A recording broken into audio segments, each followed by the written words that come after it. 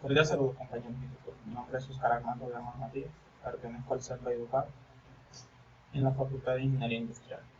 El día de hoy les presentaré la metodología del proyecto del curso de estática y resistencia a materiales.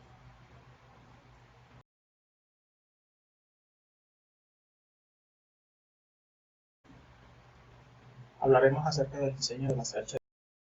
Esta estructura tiene una forma como se presenta en la siguiente imagen, que tiene una forma triangular con tres dimensiones principales: la base o cuerda inferior, la cuerda superior y la altura, en la cual encontraremos la longitud de la cuerda inferior, la longitud de la cuerda superior, el número de cerchas, área de influencia y la velocidad del viento.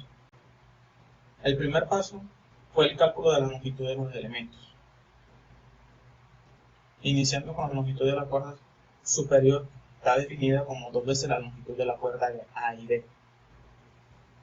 Con el ángulo de pi de 15 grados aplicando el coseno y despejando la longitud de A y D, obtenemos el valor de 9,317 metros. Por ende, la longitud de la cuerda superior es igual a 18,635 metros. Para el cálculo de la altura se utilizan las longitudes D y J y A y D. Como ya conocemos la longitud A y D, aplicamos la tangente de pi que despeja la longitud de DJ, que es la que define la altura de la cercha. Para el cálculo de los elementos superiores, es decir, la distancia entre A y B es igual a B y C, e igual a C y D, igual a D, E, y igual a E, F, igual a F y G. Se toma la longitud de la cuerda superior, que es esta, y se divide en partes iguales. Estas longitudes serán iguales a los elementos. Para las longitudes de los elementos inferiores se realiza el mismo proceso. Para la longitud de los elementos internos se utilizó la función de tangente. Para los elementos verticales y el teorema de Pitágoras para los elementos diagonales. Aquí se presentan los resultados de las longitudes de los elementos de A y B, B y C, C y D, D, E y F, F y G, AL, LK, J, JI y H, HG, BL, BK, CK, CJ, DJ, FH, FI, EI, EJ. El cálculo de las cargas asumidas por la estructura. Hablaremos de las cargas vivas. Primero se calculan las cargas vivas, que determinan con la siguiente expresión. La carga viva es igual al peso de la persona por el área de influencia de la cercha por la gravedad, que es igual a 70 kilómetros por metro cuadrado, que es lo que equivale el peso de la persona, el área de influencia de la cercha, que es de 55,905 metros cuadrados, y la gravedad, que es 9,81 metros por segundo cuadrado. Esto dando un resultado de 38.389,964 newtons.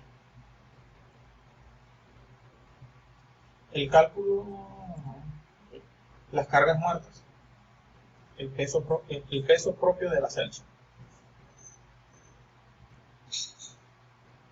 Ahora se determinan las cargas muertas. La carga muerta comprende la suma de varios pesos, que son el peso de la cercha, el peso de las correas, el peso de las tejas y la carga del viento. El peso propio de la cercha es igual a la longitud de la cercha por la densidad del perfil por la gravedad, donde la longitud total de la cercha es de 58.378 metros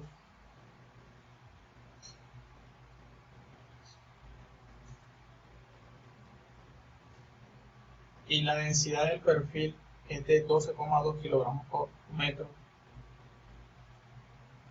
y la gravedad, que es de 9,81 metros por segundo cuadrado, dándonos un igual de 6.808,4816 newtons. El peso de las correas está dado por la longitud de las correas y la densidad de las correas y el valor de la aceleración de la gravedad, donde 48 metros es la longitud de la correa y los 5 kilogramos por metro es la densidad de las correas y 9.8 metros por segundo cuadrado es la gravedad. El peso de las tejas, donde el número de tejas corresponde a MT, MT significa la masa de una teja, y por la gravedad, dándonos un resultado de 6.948,34 newton. Diapositiva 10. La carga del viento es igual a la densidad por el área de influencia de la cercha.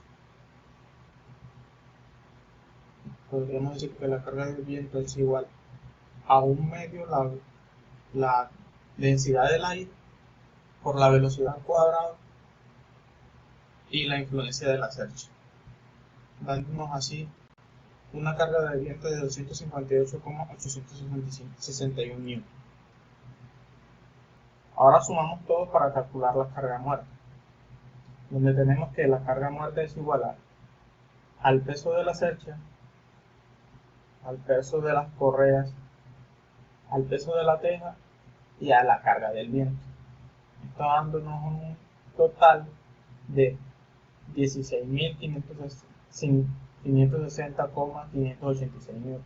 La carga total corresponde a la carga muerta más la carga viva, dándonos un total de 57.950,550 newtons. Cálculo de las fuerzas internas, método de nodos.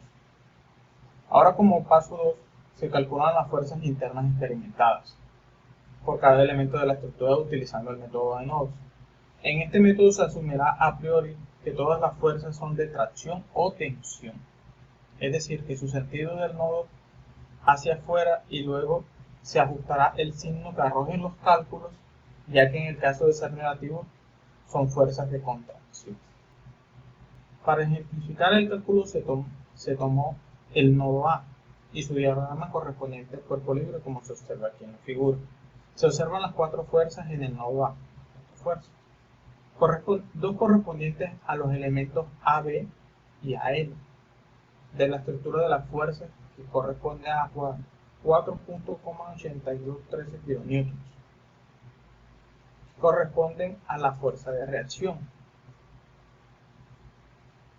ya en el apoyo A, que ya es conocido.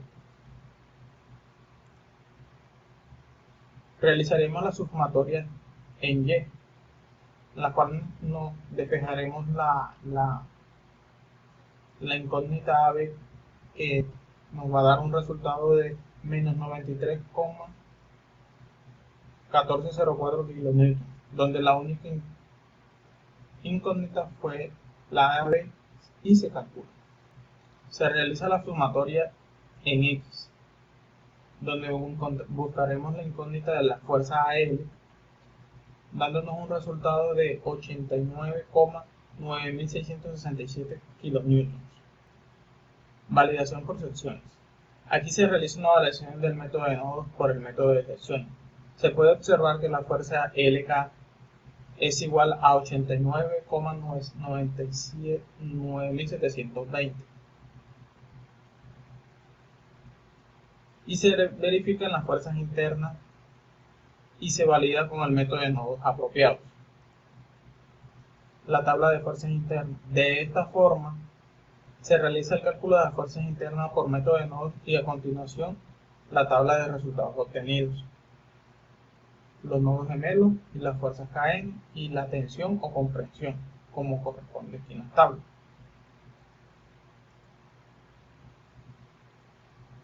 El cálculo de los esfuerzos normales. Como paso 3 se realizó el cálculo del esfuerzo normal al que están sometidos los elementos. Tomando el dato del área de sección transversal del apéndice C del libro de mecánica de materiales de Río, Con este dato se puede calcular el esfuerzo normal como se muestra en el ejemplo de AB y FG. De esta forma se calculan todos los valores del esfuerzo.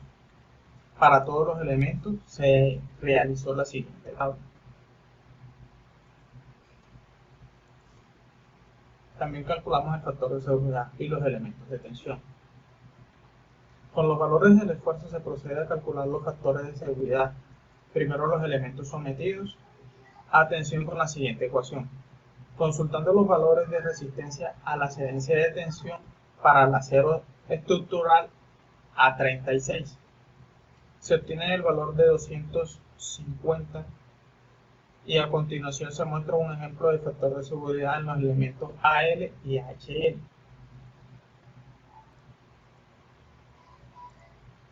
La tabla de factores de seguridad.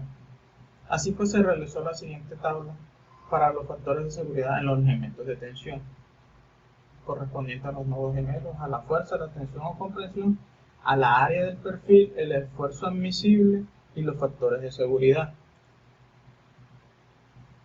Los elementos a comprensión, cálculo de la carga crítica. Consultando el módulo de elasticidad del acero estructural A36 es igual a 200 y se realiza el cálculo como ejemplo para los elementos AB y FG y se elaboró la tabla de los valores de la carga crítica para los elementos sometidos a la comprensión.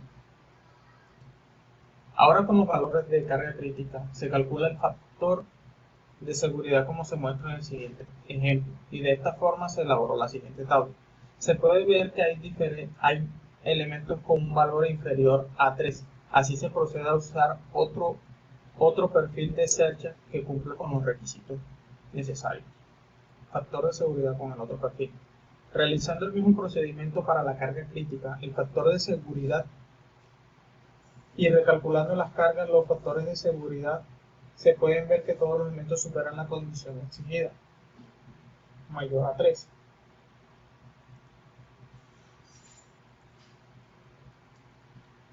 Conclusión.